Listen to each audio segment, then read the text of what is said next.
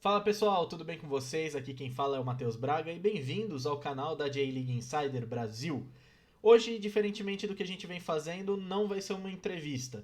Eu quero trazer para vocês dois sistemas que ajudaram a desenvolver duas ligas emergentes do futebol mundial e ajudaram na captação de atletas de grande renome no futebol mundial e que ajudaram no crescimento dessas duas ligas. E eu acho que esses dois sistemas, a J-League fazendo adaptações, é verdade, mas que a J-League poderia adaptar para que a J-League voltasse a ser uma liga competitiva no mercado, que a J-League pudesse ser uma liga com maior promoção, né? E é óbvio que quando a gente fala de promoção, a gente também fala de atrair grandes craques para jogar no seu campeonato. Esses grandes craques vão trazer o público, vão trazer os turistas, vão trazer as emissoras de televisão que vão querer passar o seu campeonato.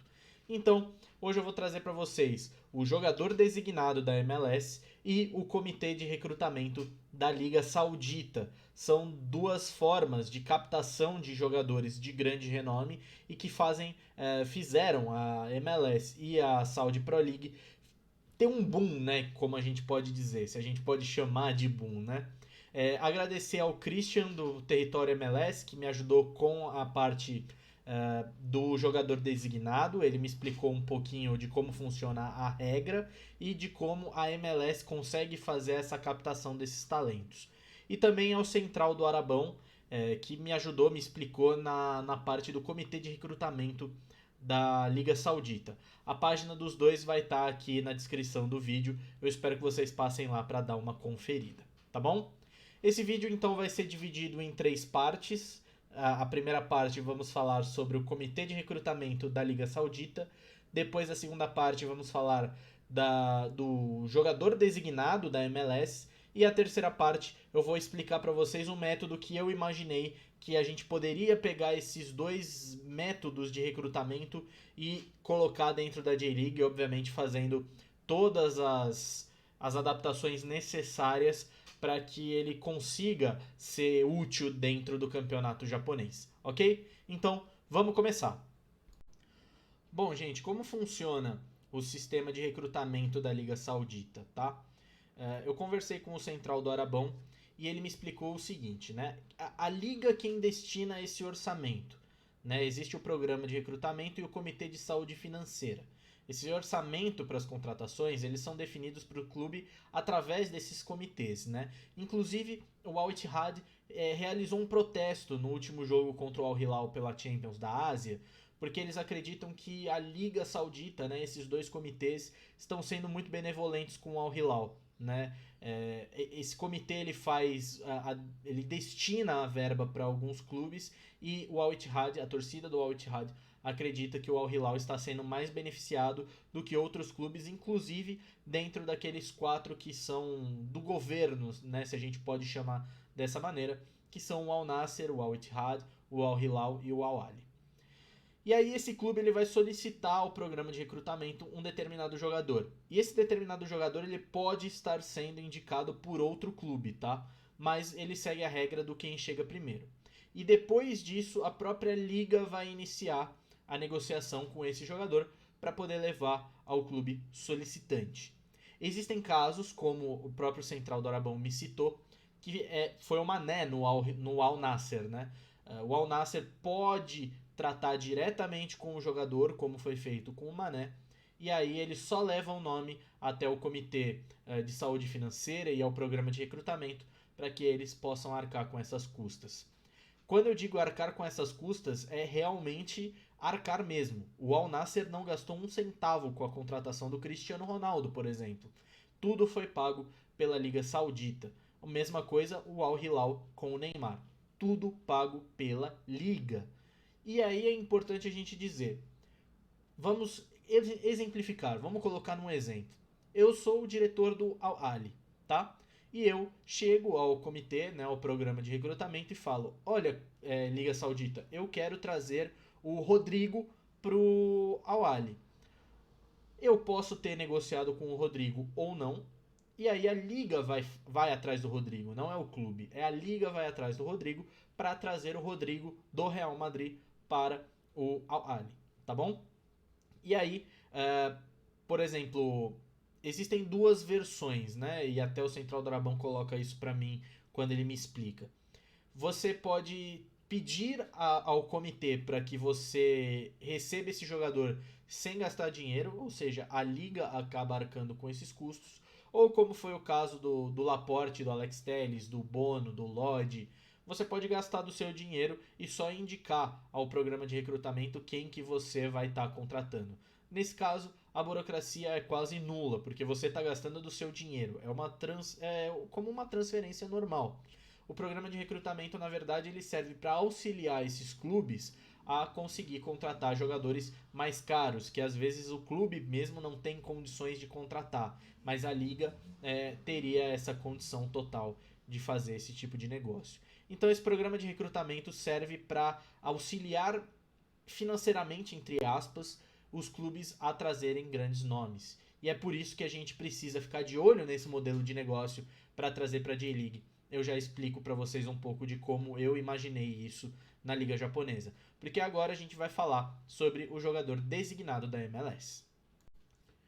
No caso da liga norte-americana, a MLS tem o sistema do jogador designado, ou seja, eles chamam lá de regra Beckham, porque essa regra foi criada justamente quando o David Beckham, lá em 2007, foi contratado pelo Los Angeles Galaxy. Se você acompanha os esportes americanos, como a NBA e a NFL, você sabe muito bem que existem muitas regras financeiras, é um sistema totalmente diferente do que a gente acompanha dentro do futebol. Né? Às vezes as transferências não são feitas por pagamentos, elas são feitas por troca de contrato. Você não negocia um contrato novo, você passa o contrato que já está em vigência para que outro clube, outra franquia acabe fazendo utilizando esse contrato e acabe assumindo os valores desse contrato. É assim que funciona na NBA e na NFL. Na MLS, tem a regra do teto salarial, ou seja, os jogadores não podem ganhar acima de um determinado valor, exceto 4 jogadores, né? 3 jogadores designados acima de 23 anos e um abaixo de 23 anos, que é o jovem jogador designado. E aí a gente utiliza como exemplo, por exemplo, o Inter Miami, que tem dentre os 3 jogadores designados e que ganham acima do teto salarial, o Sérgio Busquets, o Lionel Messi e o Luis Soares, além do Leonardo Campana, que é o jovem jogador designado. Nesse caso, a liga apenas aprova, né, a contratação desse jogador e aprova o salário estar acima do teto salarial. Eu não consegui chegar a uma conclusão ou não se a liga ajuda, mas de acordo com as informações que eu fui reunindo e que o Christian do Território MLS foi me explicando, aparentemente não. É o clube que consegue fazer isso através, inclusive, de venda de publicidade ou até mesmo uma negociação de contratos, como por exemplo o próprio Messi, que recebe uma bonificação de vendas, uma parte do clube, um plano de carreira. Existem todos esses tipos de benefícios, mas a única parte que a MLS consegue e precisa participar é na aprovação desse aumento do teto salarial, tá? E aí a gente volta a dizer, mas como que eu coloco o conceito do jogador designado dentro do futebol mundial que não tem um teto salarial dentro de uma liga? Você pode gastar o quanto que você quiser. Bom, aí você coloca a liga para dentro do pagamento. Você pode fazer acordos, e aí eu vou explicar já já para vocês como eu imaginei no caso da J-League. Você pode fazer acordos de pagamento de porcentagem, como se fosse um empréstimo, né? O jogador, na verdade, ele é da liga, mas ele está emprestando para um determinado clube pagando tantos por cento do salário, né? Isso ajudaria a abater custos, ajudaria a abater o que as equipes acabam gastando com o salário, por exemplo, de jogadores que vêm livres dentro do mercado, como foi o caso do Messi no Inter Miami, né? Então, esse conceito do jogador designado ele é facilmente adaptado dentro de um conceito como o que a gente tem na J-League, por exemplo, e eu vou explicar para vocês agora. Bom, pessoal, agora eu vou explicar para vocês um pouquinho de como eu imaginei esses dois sistemas que a gente acabou de ver, como eles poderiam ser utilizados pela J-League. Claro, fazendo todas as adaptações necessárias dentro do padrão financeiro que a J-League tem e que os clubes dentro da J-League têm hoje, em 2024. A gente sabe que a Liga Japonesa não tem a condição financeira da Liga Saudita, justamente por uma falta de apoio governamental, né? A gente sabe que na Arábia Saudita o governo do país, né, o governo local, ele está fazendo um aporte financeiro na liga, né, na liga de futebol local, uma coisa que no Japão não existe mais. Então, a gente vai ter que fazer algumas adaptações, mas o conceito é basicamente o mesmo. Existe o jogador designado e existe o comitê de recrutamento. Então, vamos supor que o Gamba Osaka quer contratar o Paulo Dybala da Roma, por exemplo. O Dybala hoje ele tem uma multa de 12 milhões de euros. Para tirar da Roma, você tem que chegar lá e pagar 12 milhões de euros. O que o Gamba Osaka precisa fazer nesse caso? Ele vai submeter a contratação, né, o pedido de contratação do Paulo Dybala ao Comitê de Recrutamento Internacional da J-League, que é um órgão que a liga precisa criar. Esse Comitê de Recrutamento Internacional vai fazer a ponte entre o Gamba Osaka e o Dybala. Vai negociar todo o contrato com o Dybala.